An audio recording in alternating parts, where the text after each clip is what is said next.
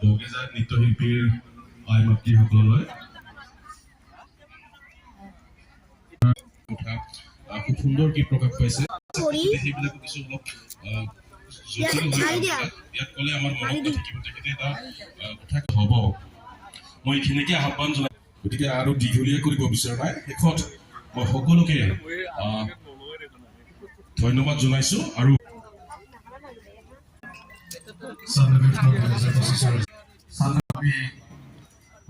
নৃত্য উপভোগ কৰিম